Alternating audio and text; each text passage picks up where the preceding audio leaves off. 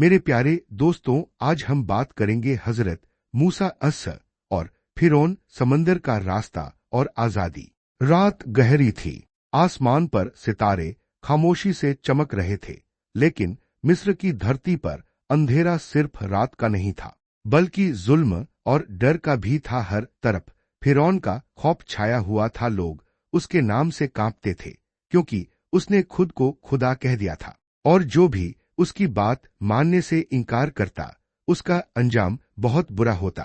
उसी जमाने में बनी इस्राएल के लोग सख्त तकलीफ में थे। उन्हें गुलाम बना लिया गया था। उनसे दिन रात मेहनत करवाई जाती और उन पर तरह तरह के जुल्म ढाए जाते। उनके दिलों में बस एक ही उम्मीद थी कि अल्लाह उनकी मदद करेगा। एक दिन फिरौन ने एक अजीब ख्वाब देखा। उसने देखा कि बनी इस्राएल में एक लड़का पैदा होगा जो उसकी सल्तनत को खत्म कर देगा। यह ख्वाब सुनते ही उसके दिल में डर बैठ गया। उसने अपने दरबारियों को बुलाया और उनसे इसका मतलब पूछा। सबने एक ही बात कही, इस ख्वाब का मतलब है कि बनी इस्राएल में एक बच्चा पैदा होगा जो तेरी हुकूमत को गिरा देगा। फिरौन गुस्से से आग बबूला हो गया।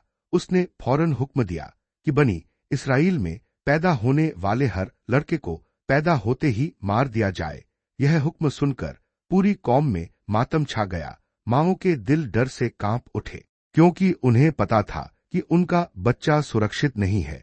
इसी खौफनाक माहौल में एक औरत के घर एक बच्चा पैदा हुआ। यह बच्चा कोई आम बच्चा नहीं था, यह अल्लाह का चुना हुआ नबी था, हजरत मूसा से पूर्णविराम। जब उनकी मां ने उन्हें देखा तो उनका दिल मोहब्बत से भर गया, लेकिन साथ ही डर भी था। उन्हें पता था कि अगर फिरौन के लोगों को इस बच्चे के बारे में पता चल गया तो वे उसे मार डालेंगे।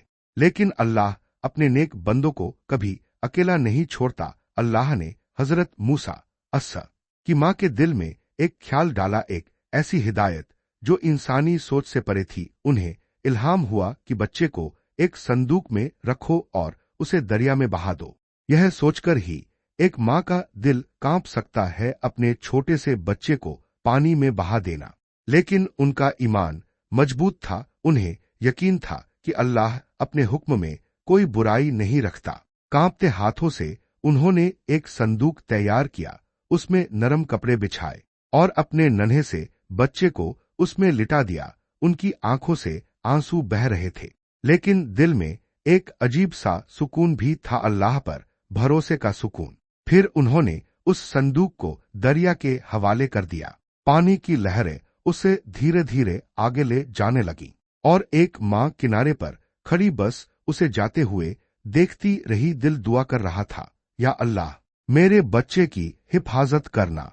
उधर दरिया का पानी उस संदूक को बहाते बहाते सीधे फिरौन के महल के पास ले आया। दरिया की लहरें उस छोटे से संदूक को अपने साथ बहाती हुई आखिरकार उस जगह तक ले आईं जहां किसी ने सोचा भी नहीं था। फिरौन का महल के पास पानी के किनारे कुछ खिदमतकार मौजूद थे।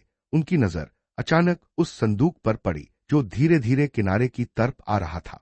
उन्होंने हैरानी से उसे निकाला और महल के अंदर ले गए। जब संदूक खोला गया तो सबकी आंखें ठहर सी गईं। अंदर एक बेहद खूबसूरत मासूम सा बच्चा लेटा हुआ था, जिसकी आंखों में अजीब सी चमक थी। यह वही बच्चा था जिसे दुनिया बाद में हजरत मूसा के नाम से जानेगी। यह खबर जल्द ही फिरौन की बीवी आसिया बिन्त मुजाहिम तक पहुंची। जब उन्होंने उस बच्चे को देखा तो उनके दिल में एक ऐसी मोहब्बत पैदा हुई जो शब्दों में बयान नहीं की जा सकती। उन्होंने तुरंत उसे गोद में उठा लिया और प्यार से देखने लगी।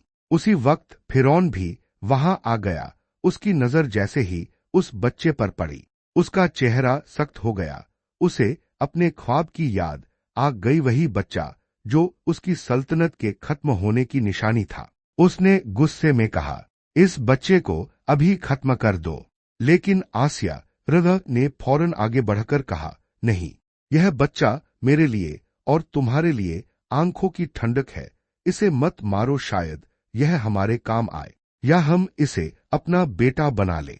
उनकी बातों में इतना प्यार और सच्चाई थी कि फिरौन कुछ देर के लिए सोच में पड़ गया। आखिरकार उसने अपने फैसले को बदल दिया और उस बच्चे को जिंदा रहने दिया। उसे क्या पता था कि यही बच्चा एक दिन उसकी बर्बादी का सबब बनेगा। इस तरह हजरत मूसा अंस उसी महल में पलने लगे जहां से उनके कत्ल का हुक्म निकला था। यह अल्लाह की कुदरत का ऐसा करिश्मा था जिसे समझना आसान नहीं। लेकिन एक और मुश्किल सामने आई। बच्चा किसी भी औरत का दूध नहीं पी रहा था। महल में कई दाइयां लाई गईं, लेकिन हर बार बच्चा मुंह फेर लेता। सब परेशान थे, क्योंकि अगर बच्चा दूध नहीं पिएगा तो उसकी जान खतरे में पड़ सकती थी। उधर हजरत मूसा अंस की असली मां का दिल अपने बच्चे के लिए तड़प रहा था। वह हर वक्त यही सोचती रहती कि उनका बच्चा किस हाल में होगा। अल्लाह ने उनके दिल में सब्र डाला, लेकिन मां का दिल तो आखिर मां का ही होता है। इसी दौरान हजरत मूसा अंस की बहन चुपचाप महल के आसपास घूमती रहती थी ताकि कोई खबर मिल सके। एक दिन उन्होंने देखा कि महल में हड़कंप मचा हुआ है। लोग एक ऐसी औरत की तलाश में है जो इस बच्चे को दूध पिला सके। वह तुरंत आगे बढ़ी और बोली, क्या मैं आपको एक ऐसे घर का पता बताऊं जहां की औरत इस बच्चे की अच्छी देखभाल कर सकती है। लोगों को जैसे उम्मीद की किरण मिल गई। उन्होंने तुरंत उस लड़की से कहा कि वह उस औरत को ले आए। वह दौड़ती हुई अपनी मां के पास पहुंची और पूरी बात बताई। मां का दिल तेजी से धड़कने लगा। क्या यह वही मौका है जिसका उन्हें इंतजार था? वह तुरंत महल पहुंची और जैसे ही उन्होंने अपने बच्चे को गोद में लिया, बच्चा तुरंत दूध पीने लगा। महल के लोग हैरान रह गए। जिस बच्चे ने किसी का दूध नहीं पिया, वह इस औरत से कैसे मान गया?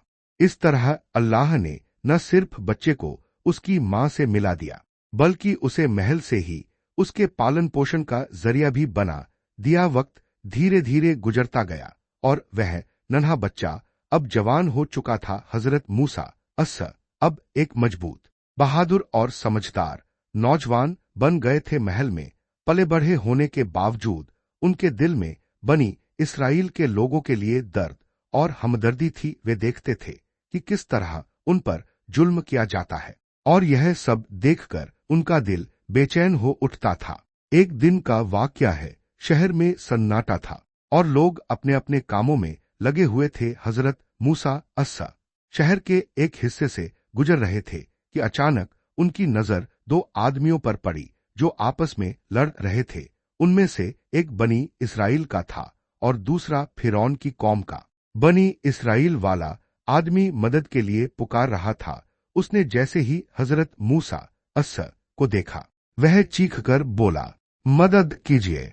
हजरत मूसा अंस का दिल अपने मजलूम भाई के लिए तड़प उठा। उन्होंने आगे बढ़कर उस जालिम को एक मुक्का मारा, लेकिन वह मुक्का इतना जोरदार था कि वह आदमी वहीं गिर पड़ा और उसकी मौत हो गई। यह सब एक पल में हो गया। हजरत मूसा अंस खुद हैरान रह गए। उन्होंने कभी यह नहीं चाहा था कि किसी की जान चली जाए।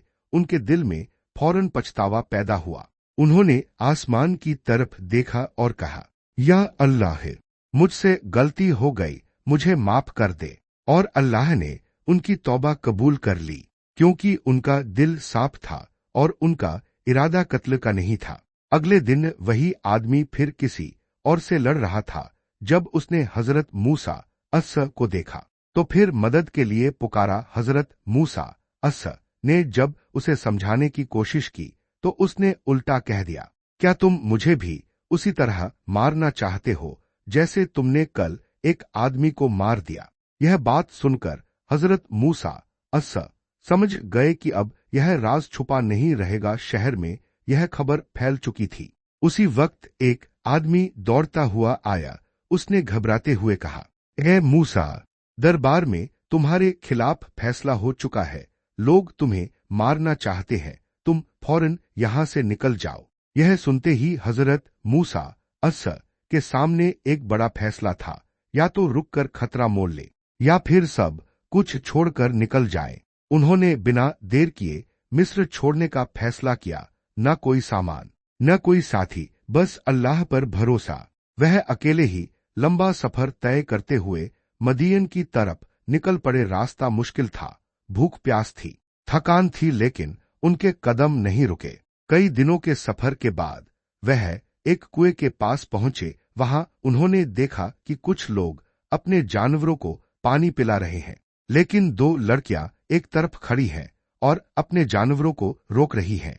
हजरत मूसा अस को यह देखकर हैरानी हुई। उन्होंने पास जाकर पूछा, तुम क्यों खड़ी हो? लड़कियों ने जवाब दिया, हम तब तक पानी नहीं पिलाते जब तक ये लोग चले नहीं जाते, और हमारे वालिद बूढ़े हैं, इसलिए हम खुद ही यह काम करती हैं। यह सुनकर हजरत मूसा अस का दिल पसीज गया। उन्होंने बिना कुछ कहे आगे बढ़कर उनके जानवरों को पानी पिला दिया।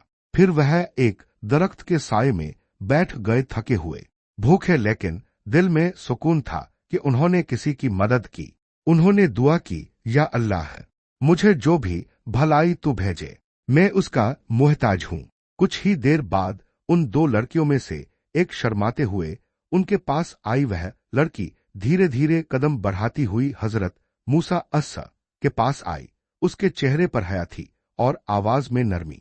उसने कहा, मेरे वालिद आपको बुला रहे हैं ताकि वह आपको उस मदद का बदला दे सके जो आपने हमारे लिए की। हजरत मूसा अंस उठे और उसके साथ चल दिए। जब वह उसके घर पहुंचे तो वहां एक बुजुर्ग शख्स मौजूद थे। ये थे हजरत शुएब अंस पूर्णविराम। हजरत मूसा अंस ने उन्हें अपना पूरा हाल सुनाया। मिस्र, फिरौन, वह हादसा और अपना सफर सब कुछ सुनकर हजरत शुएब अंस ने उन्हें तसल्ली दी और कहा, डरो मत, अब तुम जालिम लोगों से बच चुके हो। कुछ समय बाद उन लड़कियों में से एक ने अपने वालिद से कहा, अब्बा जान, इन्हें काम पर रख लीजिए, ये बहुत ताकतवर और अमानतदार हैं।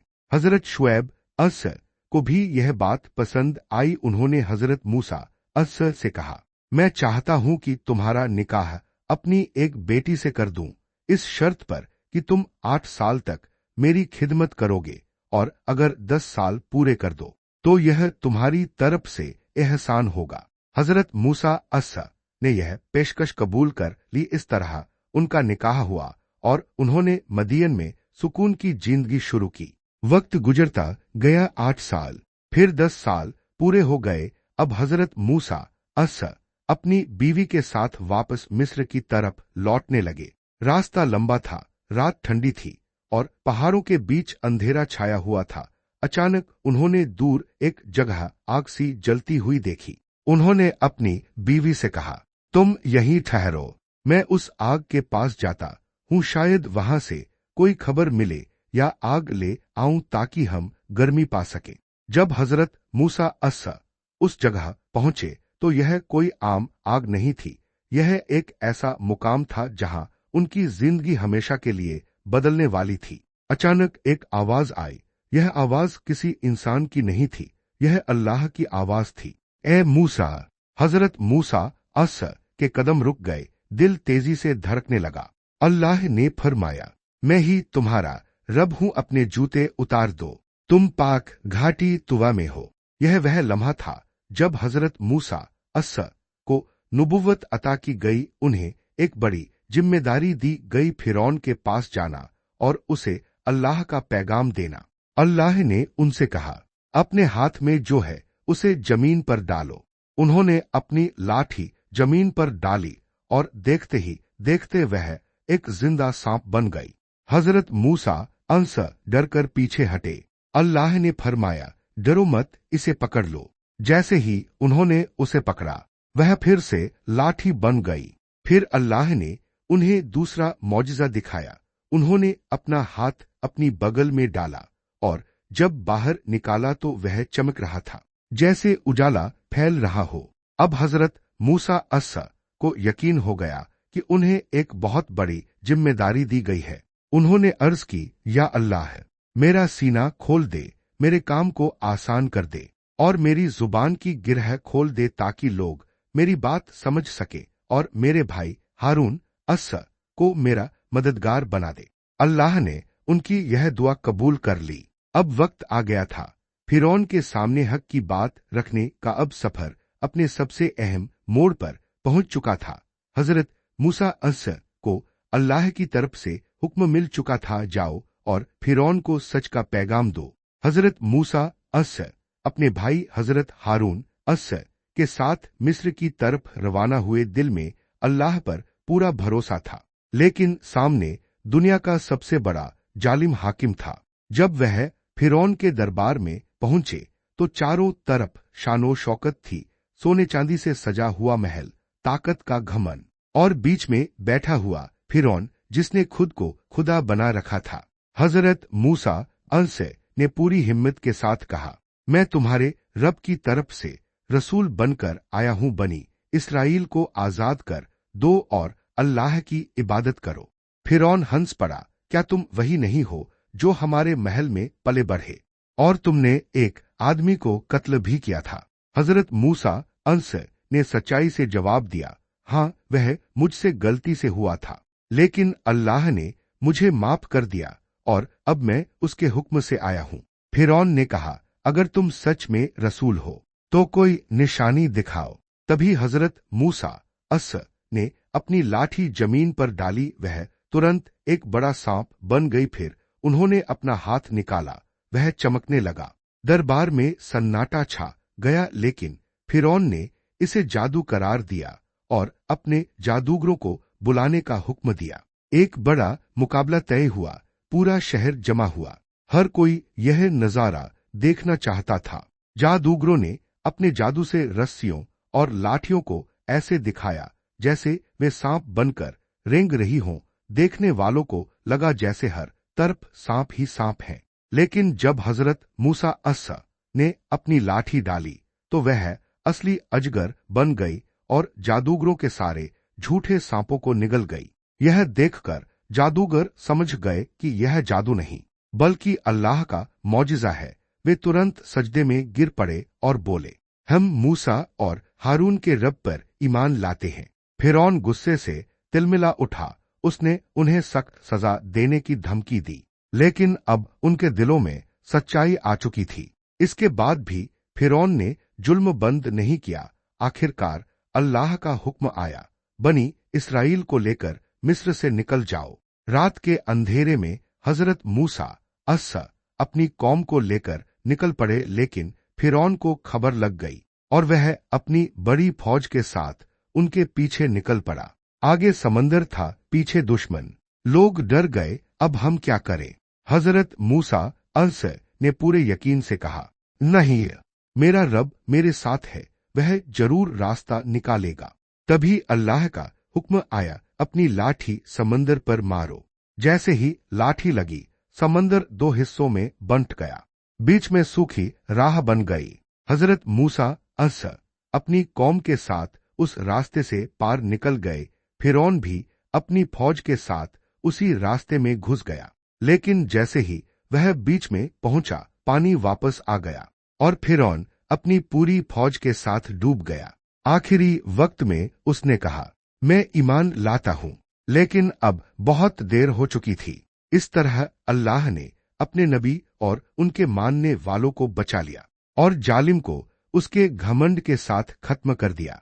यह कहानी हमें सिखाती है कि चाहे हालात कितने भी मुश्किल क्यों न हो, अगर ईमान और सब्र हो तो अल्लाह जरूर मदद करता है।